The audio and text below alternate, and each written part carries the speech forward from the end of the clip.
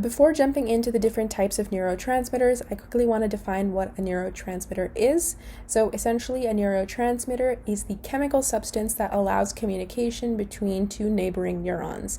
So effectively, it is the chemical substance that is passed on from the presynaptic neuron into the synaptic cleft, which is then received by the postsynaptic neuron.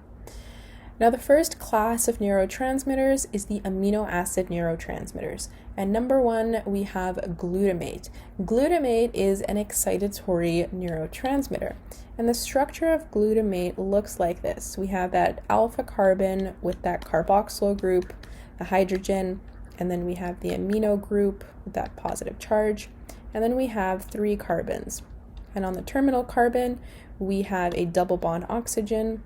I should erase that. It looks kind of like an oxygen there in the center. So we have that carbon, double bound to an oxygen, and it has another oxygen with a negative charge, and here we just have hydrogens. Now, the way that I remember that glutamate is excitatory is that I think about the structure of glutamate that we've probably seen many times in our biochemistry and organic chemistry classes. So at the end over here at that terminal carbon, we have that negatively charged oxygen, and we know that oxygen, when it's negatively charged, it has that extra lone pair, and it really just wants to grab on to another atom and try to form a bond. So it's really excited, and it just wants to go form a bond with a hydrogen or another sort of atom. So that's how I remember that it's excitatory, is that glutamate, it has that negatively charged oxygen, which is really excited to make a bond with something else. It's just a little way to remember, and I hope some of you find it useful. So glutamate is excitatory, and it is also the most abundant neurotransmitter in the central nervous system of vertebrates. That's very important that we make note that it's the most abundant in vertebrates, not invertebrates. Now, the third important fact about glutamate is that it is found in the neuromuscular junctions of invertebrates. So if an invertebrate wants to carry out some sort of an action, glutamate is responsible at the neuromuscular junctions for carrying out that action. Now, it's important here that I mentioned invertebrates. Glutamate is not found in the neuromuscular junctions of vertebrates. It is only found in the neuromuscular junctions of invertebrates.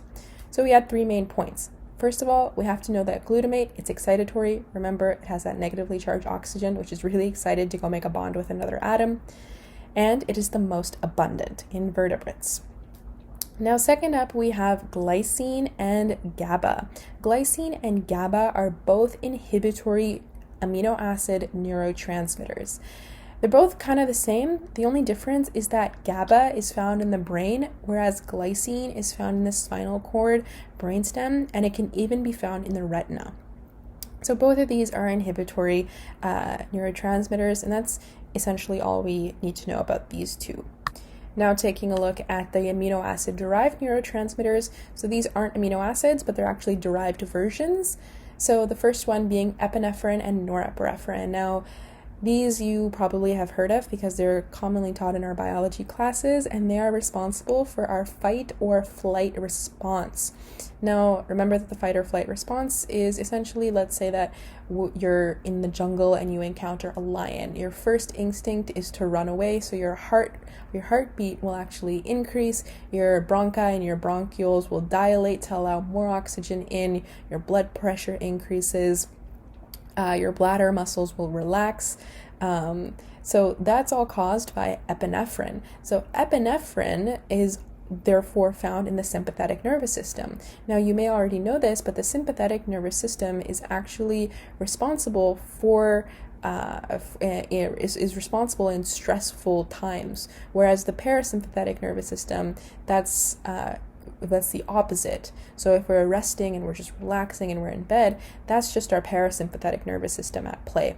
But when we're in stressful environments, like seeing a lion in a jungle, that's our sympathetic nervous system increasing our heart rate and all that.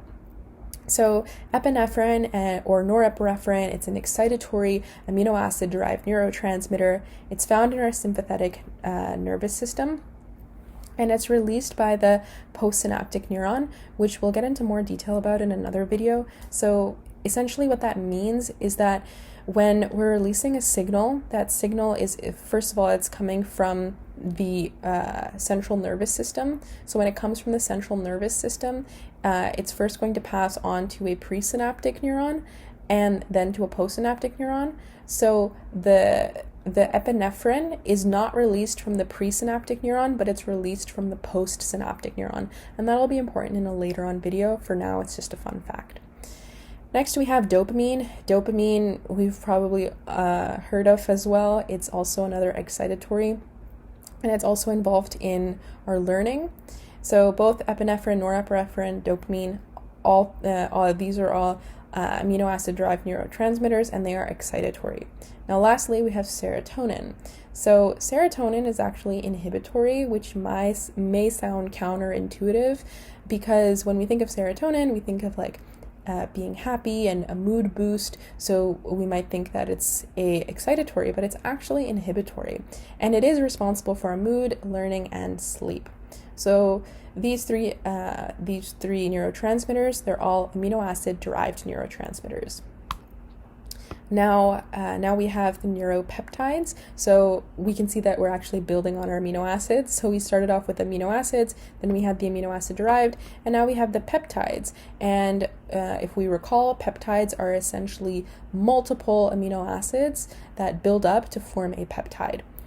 So these neuropeptides, they actually have several diverse functions, and with that, they cannot just be simply defined in this one quick, short explanation. But the most common type of neuropeptide is known as substance P. Now, lastly, we have this neurotransmitter known as acetylcholine. Now, acetylcholine is excitatory, and it is commonly found in our sympathetic and parasympathetic nervous system. And we'll go into more detail about the role of acetylcholine in both of these pathways in another video when we talk about sympathetic and parasympathetic. But for now, we just need to know that they're found in both the parasympathetic and the sympathetic nervous system. So remember that I mentioned earlier that the amino acid neurotransmitter glutamate was found in the neuromuscular junctions of invertebrates. Well, now we're going to talk about how acetylcholine is found in the neuromuscular junctions of vertebrates. So remember that for invertebrates, it's glutamate, but for vertebrates, it's actually acetylcholine. Now, once we produce that acetylcholine, we want to break it down, and the enzyme that breaks it down is acetylcholine stearase. So once we no longer want that signal in our nervous system, we're going to break down that acetylcholine to stop that signal from occurring, and it's going to be broken down by this enzyme. So once again, it's really important to remember that acetylcholine is found in both the sympathetic and the parasympathetic nervous system, and it is excitatory. Lastly, the last class of neurotransmitters we're going to look at is the gases. So the most common gas is nitric oxide. Now, nitric oxide is actually unique because it is synthesized when it is needed. It's not just free floating around in these vesicles. It'll actually be created or synthesized when it is required by the body. And it is responsible for smooth muscle relaxation. And that's the most important role that it plays in the body. And that is essentially all the neurotransmitters that we need to know about, the different types of classes. So remember that we have amino acid neurotransmitters, amino acid derived, we have neuropeptides, and then we have the acetylcholine and the nitric oxide.